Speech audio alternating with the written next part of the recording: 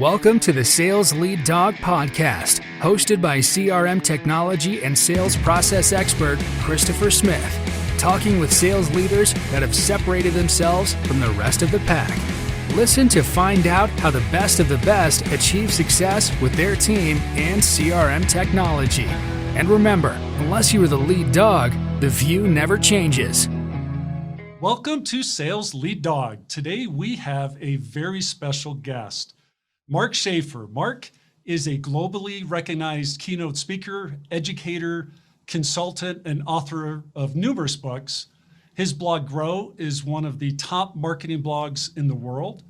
Mark also serves as the Chief Operating Officer of B Squared Media. He is a faculty member of the Graduate Studies program of my alma mater, Rutgers University. Be sure to purchase his most recent book, which we're going to talk about today, Cumulative Advantage, available on Amazon. Mark, we are very lucky and appreciative to have you here on Sales Lead Dog. Welcome to the show. Thank you. This is my first time on your show, so it's pretty exciting for me. I'm hoping to have you back. You have a lot of books we can talk about. That's right. I have a lot to say. A lot of good stuff to say.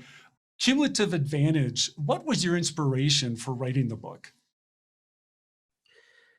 Well, if as I examine my career, at least over the last 10 years, it's been focused really on one thing. How do we stand out in this world? I think this is the thing that most salespeople, marketing people, business owners are obsessed with today, or they should be. How can we be heard? How can we be seen? How can we be found? And the problem is it's getting increasingly difficult. Chris, I just saw like last week that the amount of content published on LinkedIn has doubled since the pandemic started in March. So if you thought it was hard to stand out before, it's even harder to stand out now. And the reality is that even if we're doing our best work, even if we're great, there's a very good chance we're going to be buried. And so this is really what I've been working on and studying for the last 10 years. And I think we're at the point now where we need to look at if we're leveling out, how do we get to that next level? How do we get seen at this next level? And I think at least part of the answer is this idea of momentum. How do we build momentum?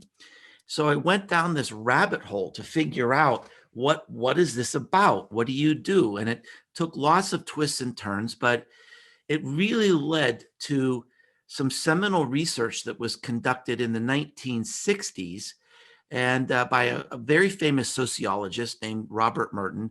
I'm sure nobody's heard of him because who can really know any famous sociologist, but he's very, very well known. But his work really hasn't been applied in very practical ways to humans and real people and real businesses. And so that was my journey, is to go down this rabbit hole of what is really the system of momentum? What is the pattern of momentum? And how do we apply this in our businesses? Yeah. You start off your book by talking about, you contrast yourself, which I thought was very clever and enjoyable. You contrast yourself with Tim Ferriss. Can you tell us about that? Yeah. Well, Chris, as I was doing research for the book, I was looking for people who started with no advantage, who just seemed like really improbable successes. And I was reading biographies and somehow Tim Ferriss came to mind, probably because he's everywhere. And if you're not familiar with Tim, he wrote a best-selling book, New York Times bestseller called The 4-Hour Work Week. He is now a top angel investor. He has a top podcast. He's written 3 or 4 more best-selling books, and literally everything this guy touches to gold. But if you look at where he was when he wrote the first book, and I'm not saying anything Tim hasn't said himself because he's been very, very honest and transparent about his life and career. But I mean, the guy had psychological problems and physical problems, and He had financial problems, and he was, burned out.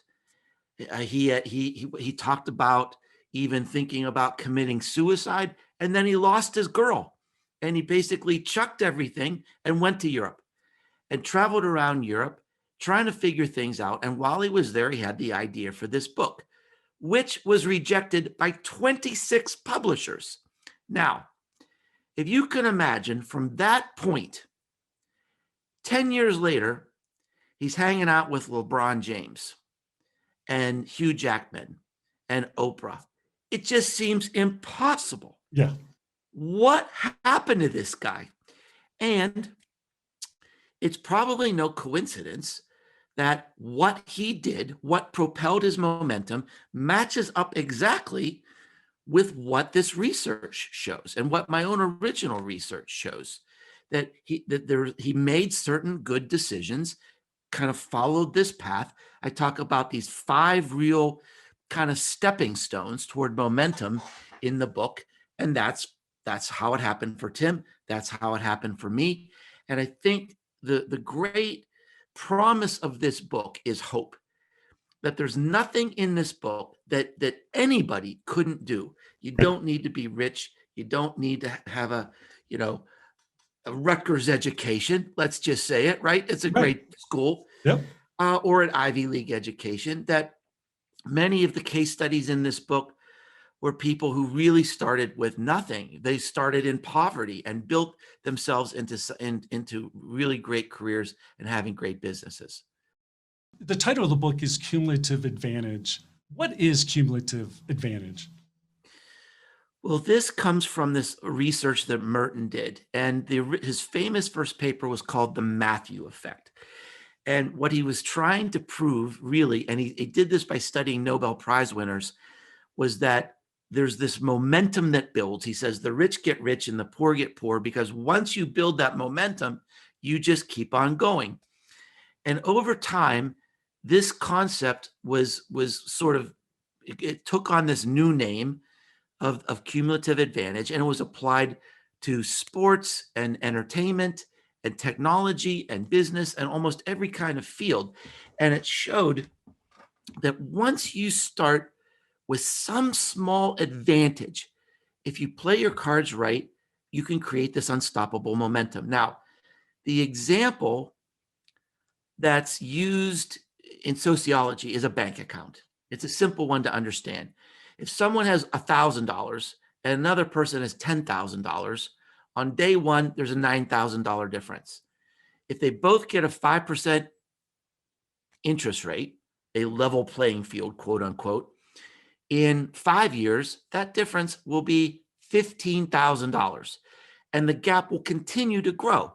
Now, it doesn't have to be money. This has been applied to any sort of thing. And one of the best examples, I think, is Bill Gates. Now, Bill Gates didn't grow up, he didn't have a fancy education. He didn't grow up in a wealthy family, but here's what he had. When he was a teenager, he had access to early computer prototypes that nobody else had. He was coding before anybody else. Now, it wasn't just an idea. He pursued that curiosity, and that is an important point. It's not just about having an idea. Momentum has to begin by pursuing that idea, by creating really a quest of this initial advantage. Yep. Now you break it down into 5 factors. Yeah. The first is finding an initial advantage. Can you talk about that a bit? Well, I think this is one of the eye-opening things in the book for most people. And what I show, and again, all of this is not my idea. It's backed up with a lot of research from very smart people. And in this case, there's this great researcher named Franz Johansson. He's an educator and an author, and he wrote a book called The Click Moment, which sounds like an SEO book, but it's a lot more interesting than that. What he shows, Chris, is that almost every successful person and successful business started with a random event. Yeah. And I think the Bill Gates example is kind of one thing, right? There's a fun case study in the book there was a track coach. All his high school athletes had to wear these metal spikes. And that's sort of a toxic combination, metal spikes and teenagers. And so he was watching his wife make breakfast one day, and she was pulling waffles out of a waffle iron. And without saying a word, he ran back to his high school chemistry lab, got some latex, poured it in the waffle iron, lifted it out, and said, that could be a tennis shoe. Fun fact, that beat up old rusted waffle iron is now displayed like a museum piece in the headquarters of Nike. Yeah. That's how Nike started. Yep. Bill Bowerman, he was a track coach. He was one of the founders of Nike because he watched his wife making waffles. And now it's one of the best brands in the world. Yeah. And what Johansson shows is that behind almost every person, and I can give lots of examples of myself, right, that you're in a new place and you see something that doesn't make sense, or you have a conversation at a conference that sparks a new idea with someone, or you read a book and it unleashes something in you that you didn't know that was there. So these spark moments, these create the initial advantage that begins momentum. And you talk about that in your book about your click moment at South by Southwest. Can you tell us about that? Well, I've had a lot of click moments, but I wrote the first book on influencer marketing. It came out in 2012, and that really changed a lot for me because it sort of thrust me onto the national stage. Now, how did that happen? Back then, these new companies were beginning that said, we can measure your influence based on your activity on social media. And people hated this idea. And I was a skeptic. But I went down the rabbit hole and started studying these things. And I started to understand that there might be something there. So the founder of one of these companies was talking at South by Southwest. And I thought, well, I'd like to talk to this guy and learn some more and interview him for my blog. And so I waited in line probably 30 minutes. He was very gracious. He agreed to talk to me. And during our conversation, a light bulb went off that really changed my life. And it was this. People said, look, I'm influential in my office. I'm influential at church. I'm influential in my family. You can't measure my influence. And here was the light bulb that went off. Influence on the internet is determined by who can move content, right? Who can move ideas. If you can move ideas, you move influence. If you can do it a lot, you're more influential.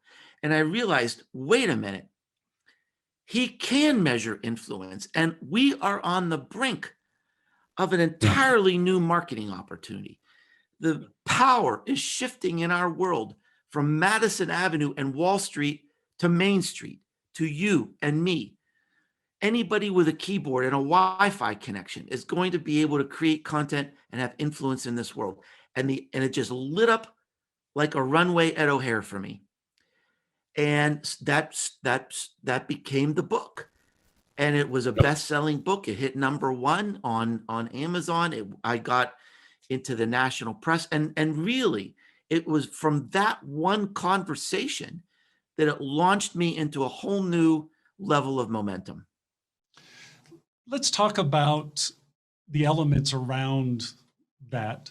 You talk about this in the book, and you use several stories to tell this, but you kind of boil it down at one point with the statement of curiosity matching to customer needs. Yeah. Well, the next step in this process is really what I call the seam. And the seam is some shift that creates an opportunity, a fracture in the status quo that creates new, unmet, or underserved customer needs, like a pandemic, right? Right. This is the biggest shift in our lives. Right. This is the biggest fracture in the status quo we will ever experience, let's hope. And with that comes opportunity. It's sad, it's tragic. Everyone is suffering. But I predicted last March that we would have more startups in America than any time in our history. And that has come true. We've lost many businesses, but we've had more startups than the business losses. Why? Because we have new ways to learn and work and educate our kids and entertain ourselves and relate and date and eat and everything. Yep. And it's just created this giant fracture. And people, what?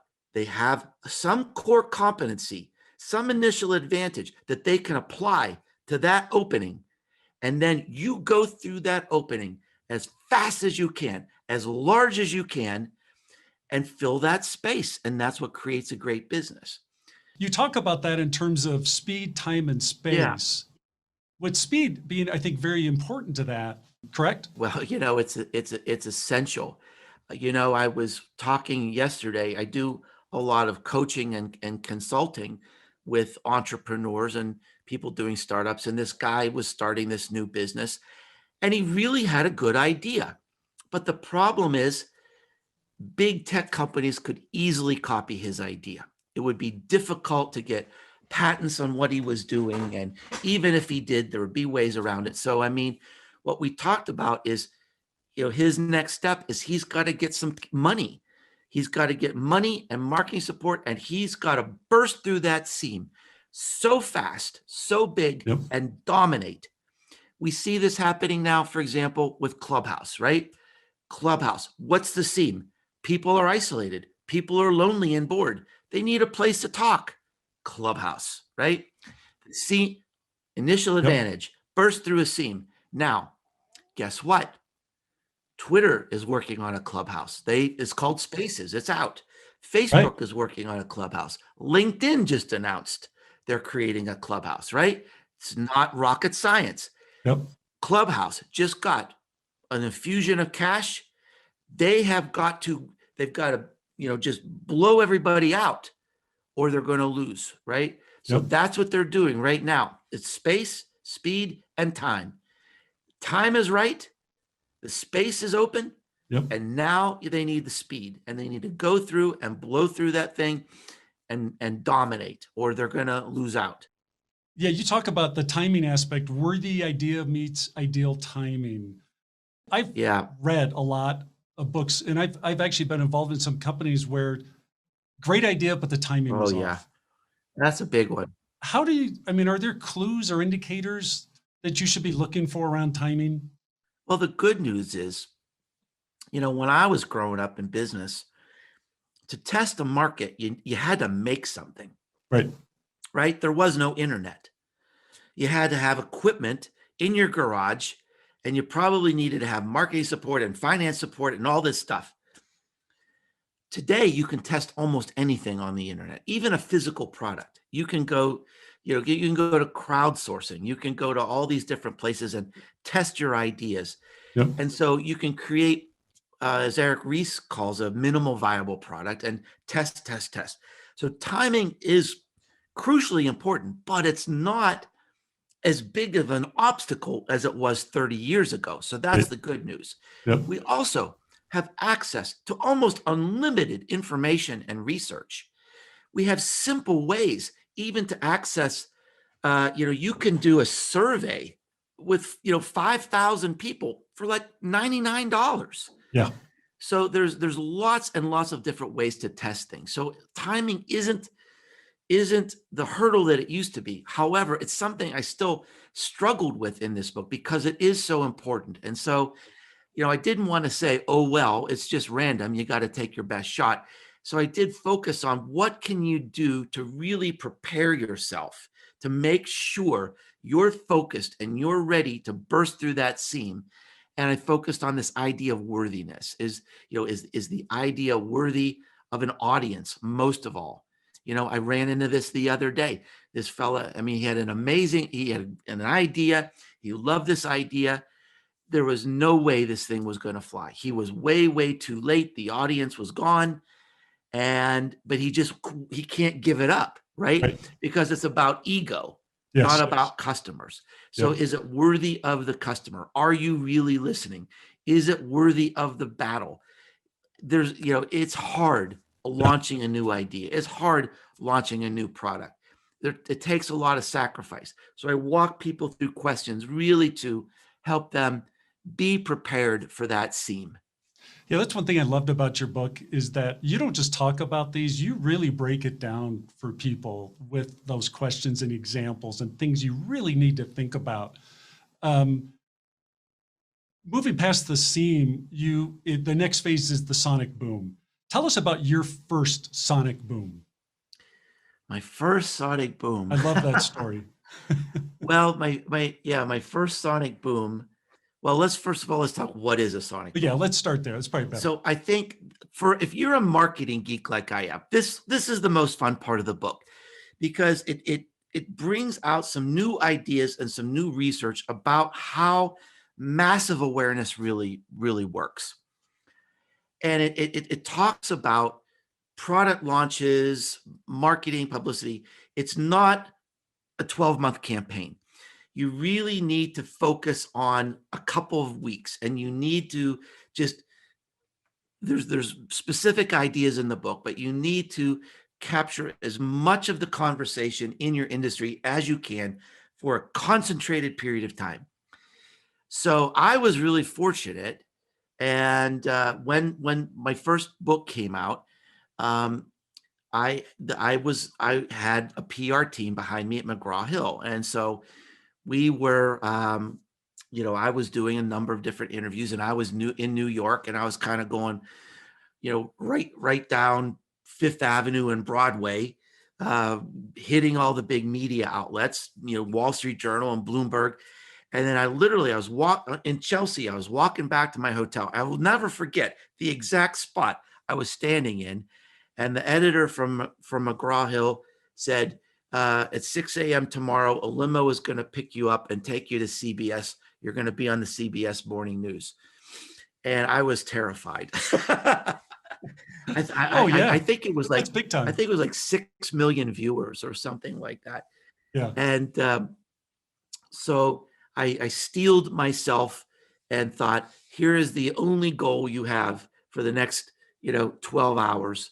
Do not embarrass your wife.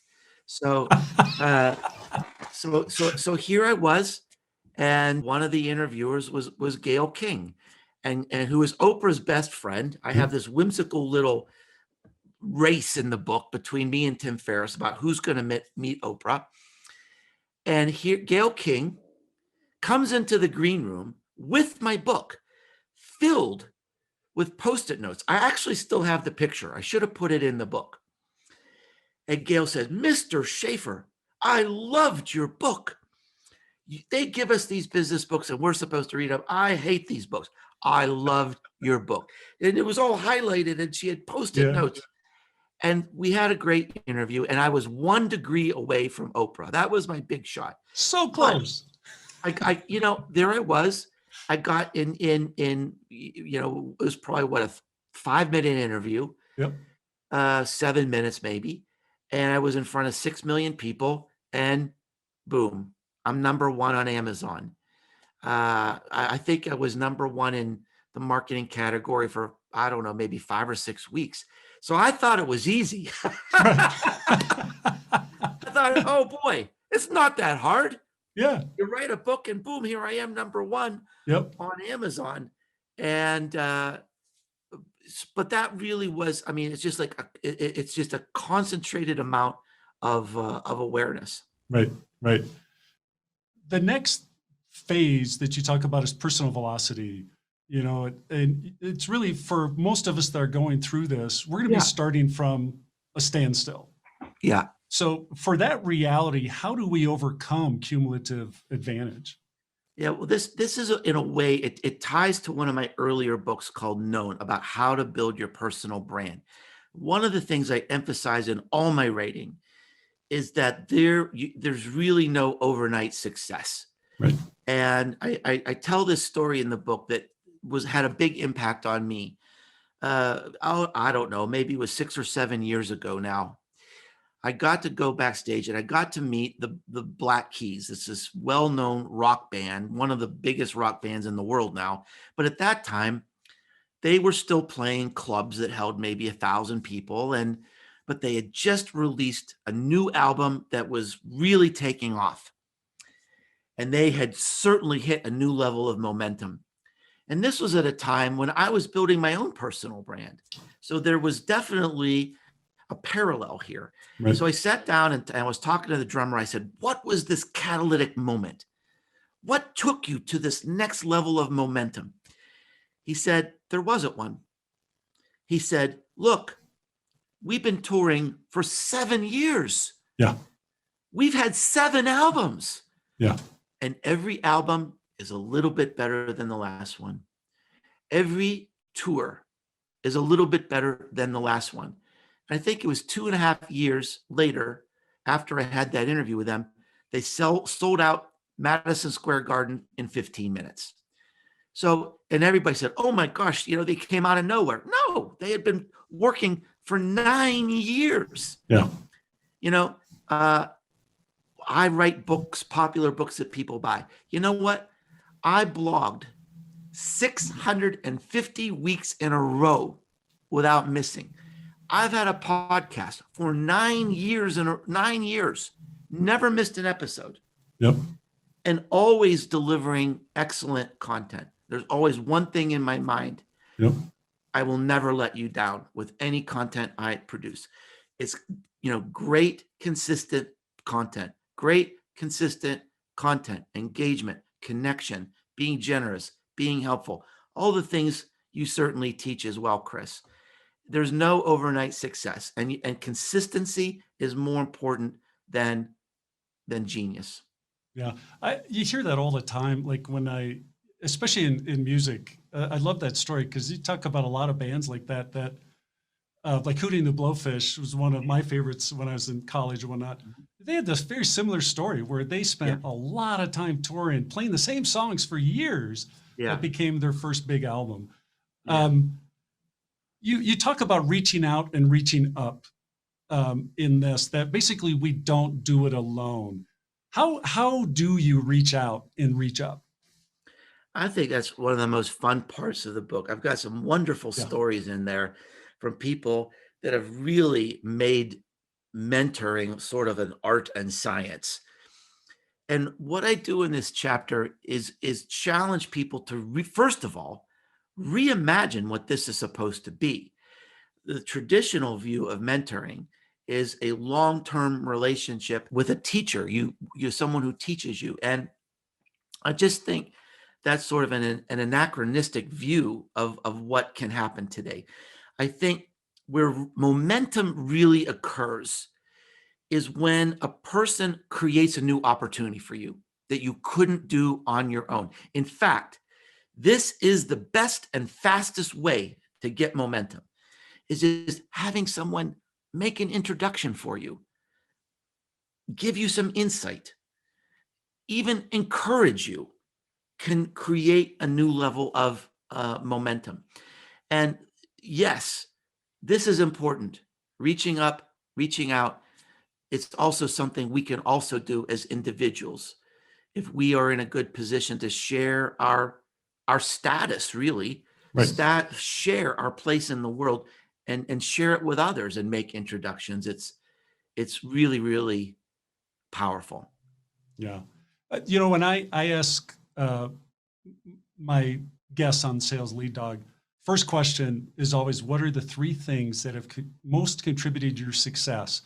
The most common answer I get is they were mentored by someone that really helped propel their career and really helped them. I wish I would have talked to you 6 months ago. I would have put you in the book, because that's a great quote.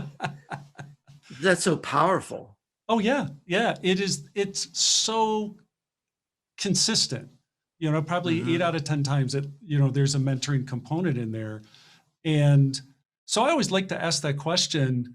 If I want to be mentored, what's the wrong way to go about that? Well, number one, going to someone without a plan. going into something without really knowing who that person is, asking them if you can pick their brain. Right. That is a sure sign of I will say no. It's just lazy. It's Yeah. lazy. Yeah. It's basically saying, I want your time for free and I don't respect you. Right.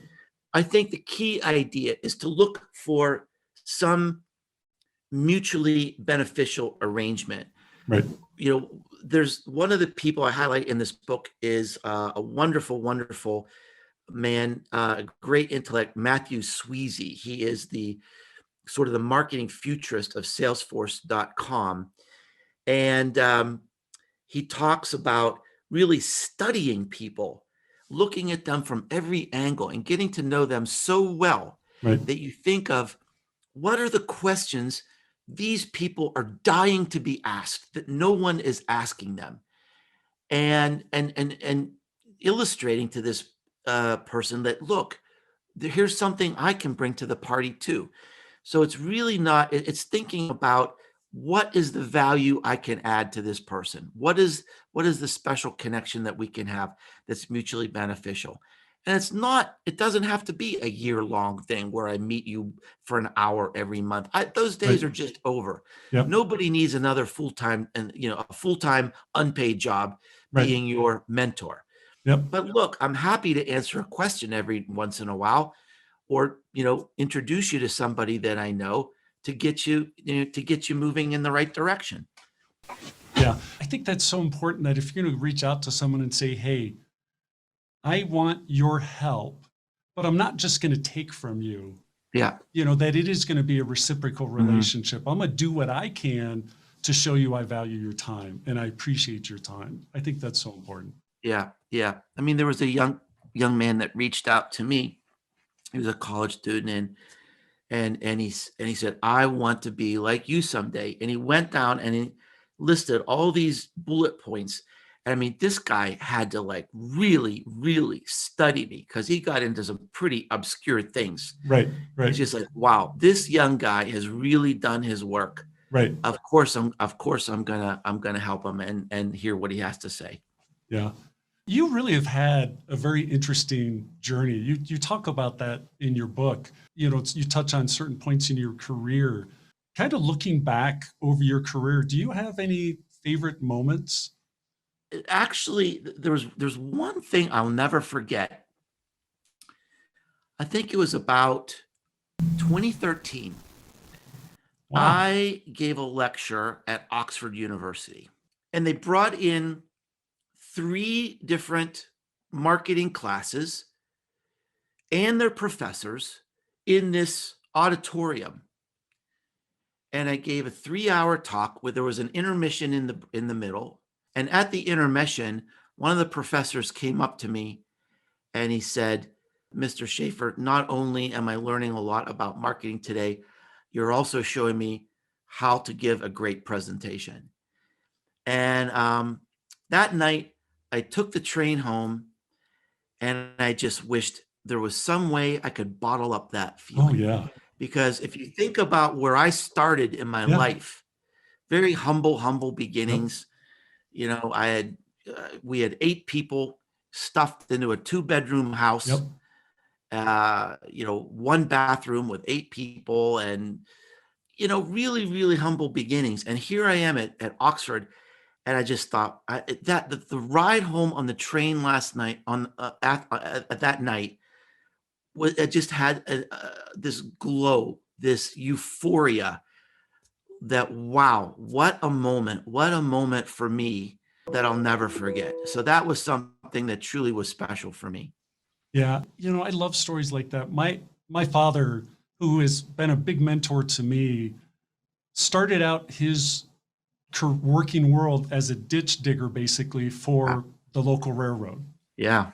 Eventually he worked into an office job as a draftsman, but he became friends with the secretary of one of the executives. And at lunch one day, they found out that, hey, they're going to buy their first computer and they need people to work on this computer. Wow. And so he asked, like, what do I need to do to get that job? Yeah. And because he had that relationship and she made that introduction and said, hey, I really think you need to talk to this guy. He's got potential. They gave him the opportunity. He ended his career as an executive vice president at Citibank, leading major technology groups, starting out as a ditch digger at a railroad. What a man to be admired. Oh, yeah. Yeah. And what a man. I mean, that is a man right there that burst through every seam that was in front of him. Yep. He really did. Yeah. And it was also, you talk about the consistency of purpose. That's when I look back at his career and listen to his stories, that was it. He was incredibly consistent and always delivering, always over delivering, and definitely was not an overnight success. Yeah. But he made it happen. Yes, absolutely. And I mentioned, my attitude when I create content and serve my audience. I said, I'll never let you down. That's exactly the way your dad worked too. Yeah. What a wonderful story. Thank you for sharing that. Yeah, you bet. Mark, it has been absolutely tremendous having you on Sales Lead Dog. I have really enjoyed this time. If people want to reach out and connect with you, if they want to get the book, it's available on Amazon, along with all your other books. But if they want to connect with you and find out more about you or more about what you're doing, what's the best way for that to happen? It's easy. It's hard to remember how to spell Schaeffer, but it's easy to remember Businesses Grow. You can remember businessesgrow.com. You can find my blog. It's free to subscribe to. I give away all my best ideas. I've got the Marketing Companion podcast. It's in the top 1% of all podcasts on iTunes, and my social media links, my books, all is at Businesses Grow. Yeah, that's terrific. Thank you again for coming on Sales Lead Dog. It's been great. Thank you so much. It's been a delight. As we end this discussion on Sales Lead Dog, be sure to subscribe to catch all our episodes. On social media, follow us on LinkedIn, Facebook, and Instagram. Watch the videos on YouTube, and you can also find our episodes on our website at impellercrm.com/Sales Lead Dog. Sales Lead Dog is supported by Impeller CRM, delivering objectively better CRM for business, guaranteed.